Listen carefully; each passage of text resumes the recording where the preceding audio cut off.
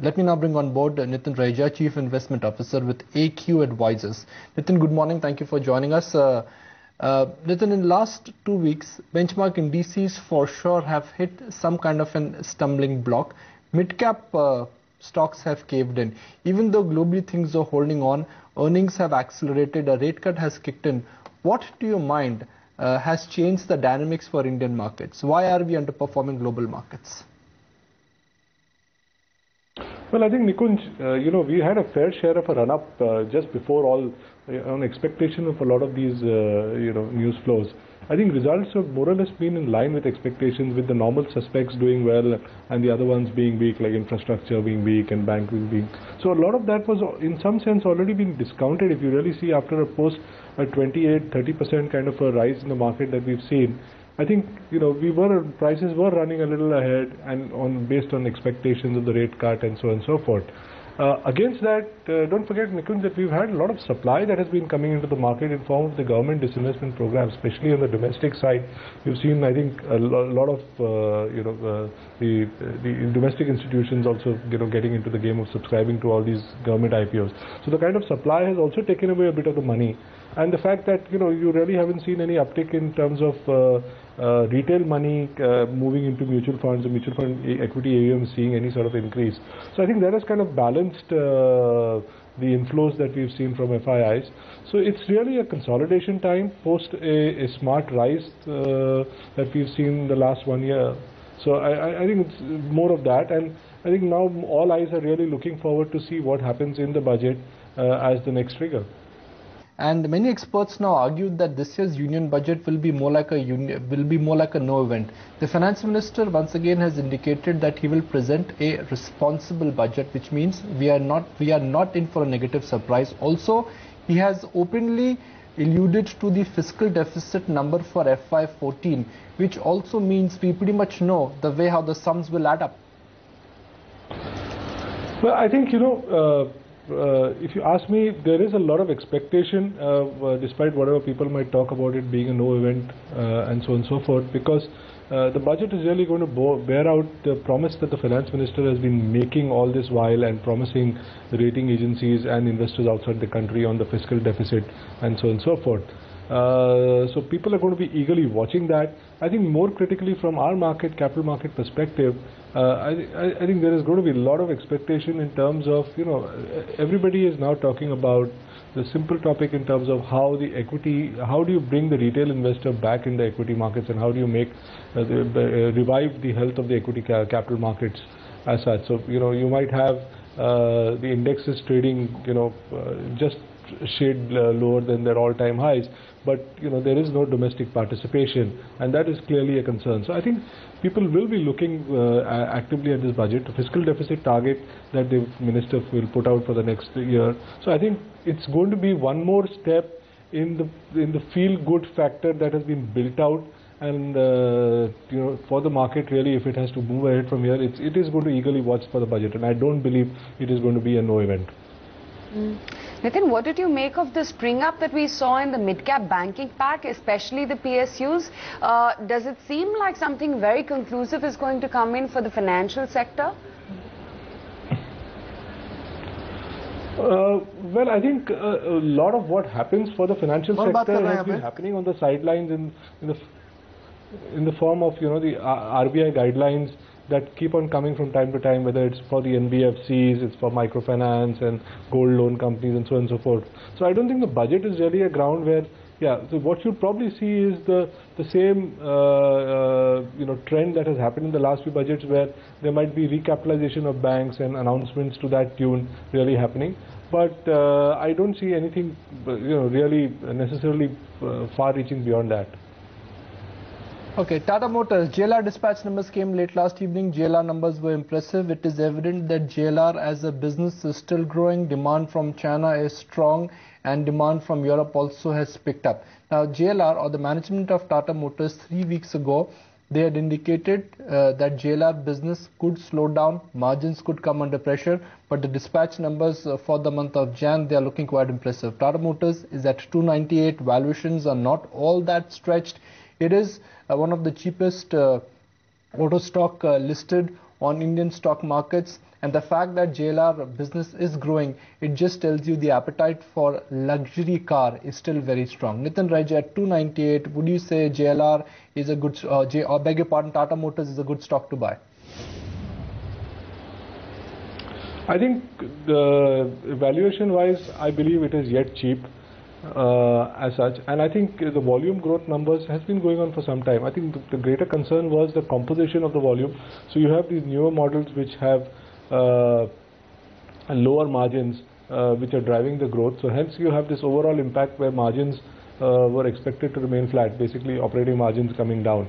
As such. So I think that really was what spooked the market, and then the market is at a place today where post the kind of rise we've seen, it's very skittish in terms of its behavior. So any sign of a little bit of bad news on a stock or nervousness is seeing that sell off, and that's what happened to Tata Motors. I think from a valuation perspective, Tata Motors continues to look interesting. Valuations are not terribly expensive, and as long as these volume numbers continue to surprise the market, I think the stock would, hold itself, maybe even move up from here. Nitin Raja, US President Barack Obama has just alluded to some tax on offshoring, which was bad news for Indian IT companies. Do you think in the near term, because of the kind of comments we've got from Barack Obama, large cap IT stocks could underperform? Well, I think if you ask me, a lot of these fears in some sense are already built into the prices. If you see the valuations that the large cap IT stocks trade at relative to the kind of growth, I think this whole fear of the US plus this this offshoring tax is something that Obama has been talking about for some time. So I think yes, when the news does, if they do announce, there could be some sort of a short-term reaction. But I think we will cross that, because I think overriding growth, if it continues at even 15%, 15 to 17% for a lot of the larger IT names, I think, and the valuations being where they are, would kind of overcome this short-term news. But IT companies are growing, but IT companies are growing in rupee terms. They are still not growing in dollar terms. I mean, the dollar growth is marginal. Sure. So, I mean, if you go by the fact that, and you see the valuation of a lot of the larger companies and the smaller companies, so some of the smaller companies are trading at about anywhere between 8 to 10 times. You take the larger companies like an HCL Tech will trading at about 12 to 13 times, and so on and so forth. So if you take that perspective, a lot of that is already built into the valuations at the current moment, Nikunj. Nitin, at a time when you're confident and certain that there is abundant global liquidity and earnings have bottomed out, where are you picking your spots to maximize returns? Nikunj, is really all over. Obviously, a large portion of the portfolio is the banking and financial services space, where we have a mix of private sector banks and NBFCs, which are looking good. That kind of comprises, almost, I would say, 35 to 40% of our portfolio. Besides that, a lot of what we are doing is bottom-up stock picking, across the board. So, and that includes both large and some of the mid-cap names. So, you have names there sitting as such a company such as PI Industries, which kind of declared results yesterday, which is basically a custom synthesis agrochemical manufacturer. You have a few pharma companies that we yet continue to like in terms of the relative valuation. Stocks like Wockhardt, and you have Alembic Pharmaceuticals and so on and so forth. So it's really, what we're doing is it's more bottom-up stock oriented rather than sectoral, except for the banking and financial services space. When we say banking, what is it that you like? The PSU lot or the private banking lot? We continue to like the private banking lot. We like banks stocks like ING Vyasa Bank, which we think on a relative valuation basis yet continues to look attractive as such. We like within the NBFC space, we like Bajaj Finance, which we think is poised for good growth in the next 3 years, and can yet give substantial return to investors. We like an emerging NBFC such as Magma Finance, which again declared good numbers this quarter, and which we think is poised to take off from here. So it's pretty much private bank, more of private banks and the NBFC space. Nitin, so we've discussed about half a dozen names. Give me your top 3 ideas. Give me a flavor of your top 3 holdings where you've allocated more than 5% of your existing portfolio. So I just talked about this, Nikunj. ING Vyasa Bank is where we have over 5% weight. We have a Bajaj Finance where we have over a 5% weight. As we have Wockhardt where we have over 5% weight. At 1800, the run-up has been quite extraordinary. Are you still hot on that stock?